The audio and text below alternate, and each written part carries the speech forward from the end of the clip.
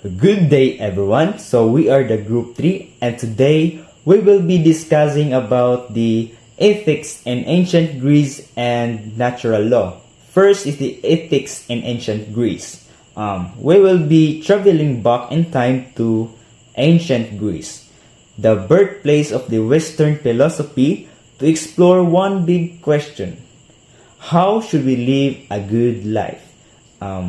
We'll meet the great thinkers like Socrates, Plato, Aristotle, and later the Stoics and Epicureans, who will give us the idea that will guide us to guide us our lives today.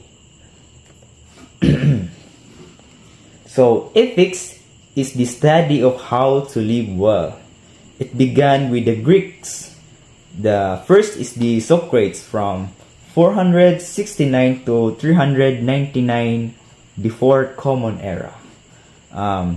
He thought he gave tough questions and about right and wrong. Second is Plato from 427 to 347 before Common Era.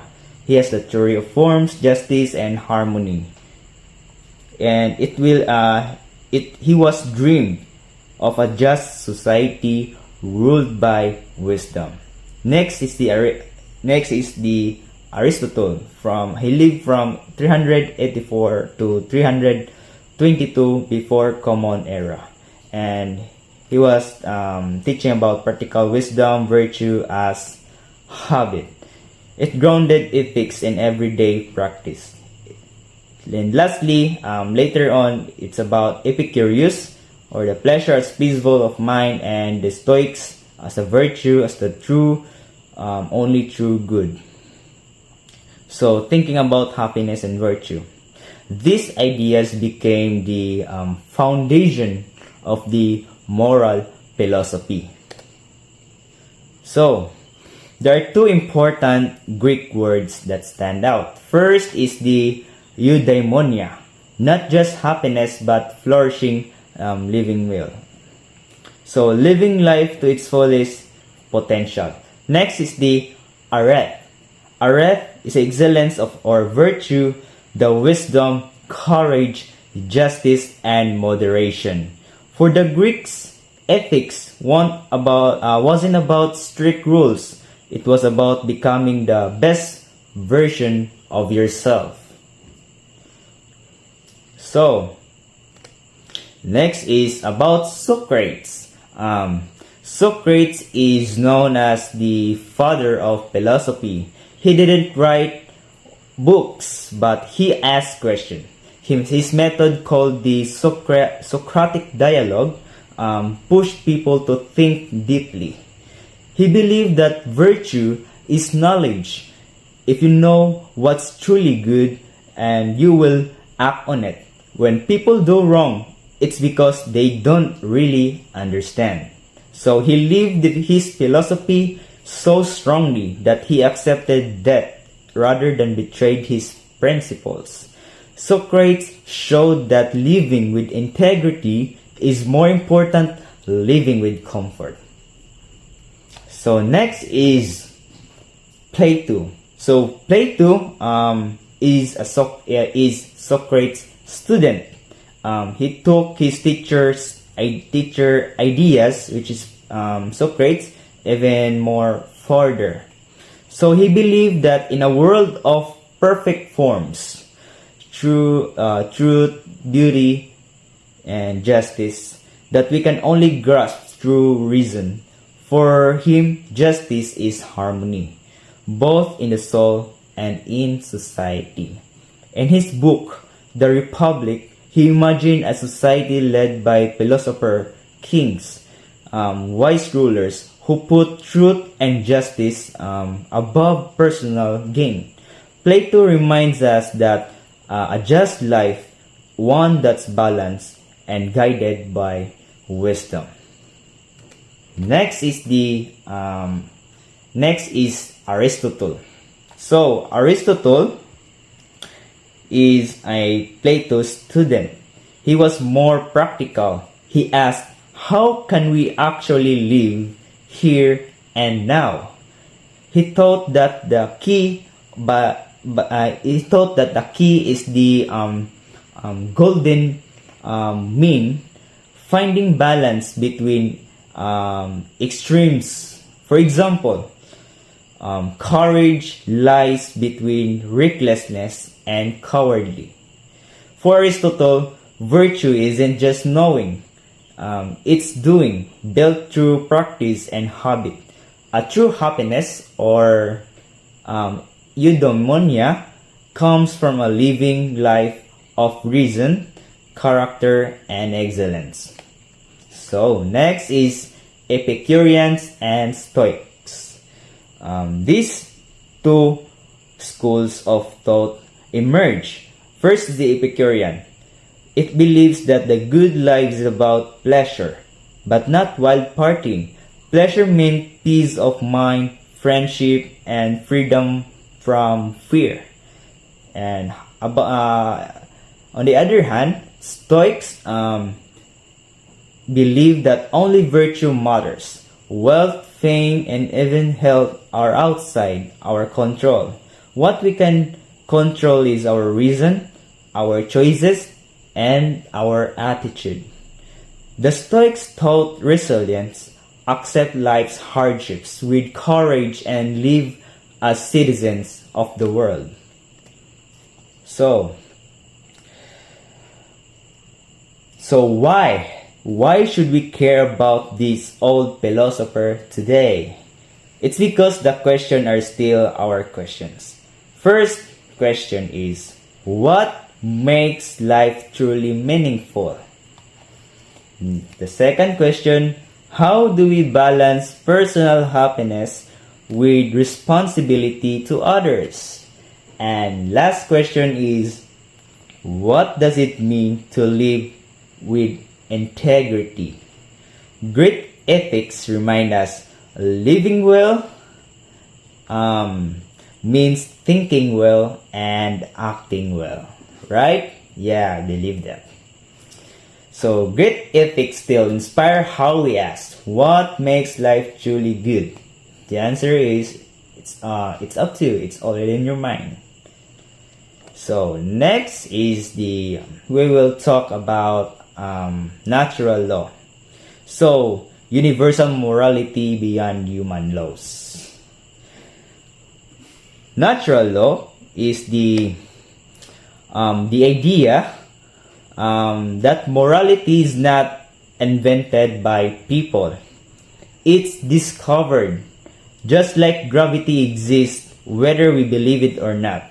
Natural law says that moral truth exists naturally. For example, fairness, respect for life, and justice. These are the values we all recognize no matter what country or culture we belong to. And its historical roots, the ancient Greece, it said that natural law has deep roots. Yeah, indeed, that's a deep root. The ancient Greeks believed that the universe had a natural order that people should live by. In Rome, Caesar said that a right reason and agreement with nature. Which means that use your reason to see what's naturally right. And later, Christianity, St. Thomas Aquinas, he said that a great Christian thinkers said natural law comes from God and can be understood by human reason. So, natural law connects to philosophy, law, and even faith. Right? Yes, indeed. And next is the core ethical principles. Now what does that natural law actually tell us? It's very simple. First, choose what is good and avoid what is evil. Second, protect life. The third is be fair and just. The fourth is respect human dignity. And the last one is live together in peace and harmony. These are not just rules. They are moral anchors that will guide us through our life path, through our future. Yeah. So, next is, before we will discuss this, there's an example in action. You've seen that natural law in history, human rights, the right to life, liberty, and equality are rooted in natural law. The fight against slavery was based on the idea that no human should be treated as property. And even the civil rights movements around the world appeal to natural law, that freedom and equality are not gifts from governments. It is but rights that we are born with it. Yeah, human rights. So, in this slide, we will talk about the difference of the natural law and the human law. So, it's clear from the base of the pictures between the two, there is a big difference. Okay. Here's where it gets interesting. Sometimes human laws, the rules of government don't watch natural law. For example, slavery used to be legal, but it was never moral. That's why thinkers like Saint Augustine, he said that an unjust law is no law at all. Natural law reminds us that justice is higher than politics. And next is the examples in action. So as we tackled about earlier, human rights, life, liberty, equality, the abolition of the slavery, injustice violates natural law, and the civil rights movement, freedom and equality as natural rights. So, the relevance today. Why does it matter today? Because natural law is the foundation of international law and human rights. It guides us in debates about justice, war, freedom, and equality. It tells us that no matter who we are, there are values and rights we all share as human beings. So, here's the heart of it all. Morality is universal.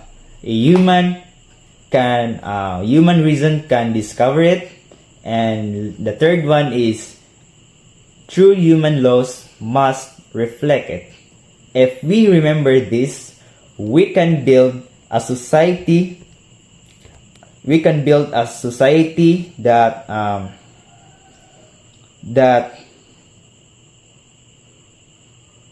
that are not lawful but also truly just. Let me leave you with a thought from Saint Augustine. I will explain it to you again. He said that an unjust law is no law at all. It challenges us to always measure our laws, our actions, and our choices against higher standard of natural law. So that will be it. Thank you, and I hope that the journey into natural law and the previous topic, the ancient Greece, the ethics in ancient Greece, inspires you to see justice, fairness, dignity, history about the great philosophers like Socrates, Plato, and Aristotle, and others philosophers. And I hope that you learned something in my discussion in our topic, the group 3, and I'll be glad that you'll be answering after watching this video. You will be answering our questions, and I hope that you will gain a very good grade. Okay, so thank you for watching. Had a blessed day. Thank you everyone. Bye bye.